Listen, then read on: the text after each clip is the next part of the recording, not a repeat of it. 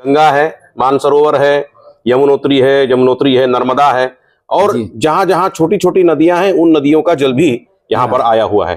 तो किसी भी नदी का जल यहाँ ना आया हो ऐसा मुझे नहीं लगता। कल ही उड़ीसा से महानदी से जल आया है। तो ऐसे अनेकानेक तीर्थों के जल यहाँ पर विद्यमान है। रामलला के विराजमान को लेकर देश में कितनी खुशियां हैं, कितना उत्साह है, वो देखने को यहाँ कारसेवकपुरम में मिलता है। देखिए, संपूर्ण भारत की नदियों का जल आया है जिससे रामलला का अभिषेक किया जाएगा। यानी पूरे देश भर की जितनी पवित्र पुण्य नदियां हैं उन सब नदियों का जल यहाँ पर आया हुआ है और इसी से 22 जनवरी को रामलला जी का अभिषेक होगा।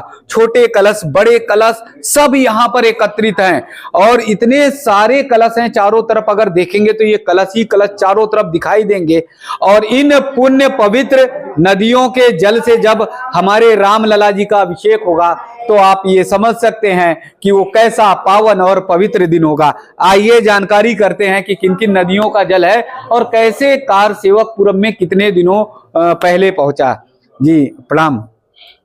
यहाँ पर मैं देख रहा हूँ पूरे जल ही जल दिखाई दे रहे हैं कलश में, और कलश तो हमारे यहाँ शुभ है, पवित्र है, पावन है। तो कब से आए ये तो करीब 2 महीने से कुछ न कुछ सामान, कुछ न कुछ सामग्रियां जो यज्ञ में लगनी है उसका आगमन होना शुरू हो गया था। पता होगा आपको, जोधपुर से घी आया हुआ है, शुद्ध गाय का घी आया हुआ है। हाँ। वो भी यहाँ कुछ घी रखा हुआ है और गुलाब जल तो मान लीजिए 1 ट्रक भर के गुलाब जल भेजा है। भक्तों की तो यहाँ कोई मतलब क्या उनको सीमा नहीं है, नमन करें उनको हम, कितनी भावना से उन्होंने भेजा है। गंगा है, मानसरोवर है, यमुनोत्री है, नर्मदा है और जहां जहां छोटी छोटी नदियां हैं उन नदियों का जल भी यहाँ पर आया हुआ है। तो किसी भी नदी का जल यहाँ ना आया हो ऐसा मुझे नहीं लगता। कल ही उड़ीसा से महानदी से जल आया है। तो ऐसे अनेकानेक तीर्थों के जल यहाँ पर विद्यमान है। जी, तो ये बहुत सारे मतलब मेहनत करके 2 महीने में एकत्र किया गया है। जी। ये पहले से कोई प्लानिंग थी या भक्त जो है अपने से पहुंचाते चले गए?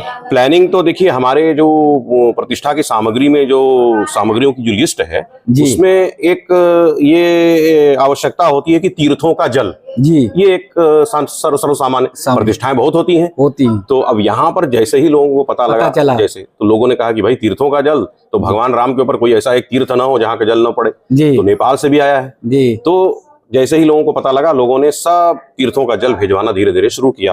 अब आज समस्त तीर्थों का जल हमारे यहाँ प्राप्त। मुझे लग रहा है जो 500 वर्ष से तीर्थ भटक रहे थे वो राम के लिए एकत्र हो गए और समुच्चय बन गए और यहाँ पर आकर जो है अयोध्या नगरी में सारे तीर्थ भगवान को समर्पित हो गए। बिल्कुल एकदम सही कहा आपने। और लोगों की भावना, श्रद्धा और प्रभु राम की कृपा, यही कह सकते हैं। उन्होंने बुला लिया सभी तीर्थों को, ऐसा भी बोल सकते हैं। जी, तो पूरे भारत का एक जो दर्शन है वो अवध नगरी में लग रहा है। बिल्कुल खींचा चला आ रहा है चारों तरफ से, सब कुछ, सारा दर्शन, सारा सब कुछ यहाँ खींचा चला आ रहा है। ये एकदम रोमांच कर देने वाला विषय है यहाँ पर। तो ये हमारी जो सनातन संस्कृति है, परंपरा है, उन सब का दर्शन देखने को मिल रहा है। बिल्कुल मिल रहा है एकदम। तो ये भारत का जो दर्शन है, भारत की जो संस्कृति है, वो सब देखने को मिल रहा है। कितना पावन और पवित्र दिन है, आप ये समझ लीजिए 22 जनवरी का, जब भारत की संपूर्ण नदियों का जल आया हुआ है और उससे हमारे रामलला जी का अभिषेक होगा। हम लोग तो पूरा जीवन व्यतीत कर देते हैं, तो संपूर्ण नदियों में अभिषेक करना यानी जल पहुंचना, वहां स्नान करना संभव नहीं हो पाता है। लेकिन राम जी की तो इतनी सामर्थ्य है, भारत ही क्या वो पूरी दुनिया को जोड़ रहे हैं।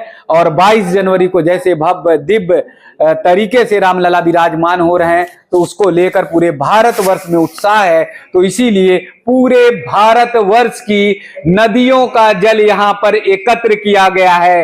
एक भारत, एक सूत्र, एक संस्कृति, वो भारत की आप सबको यहाँ पर देखने को मिल रही है।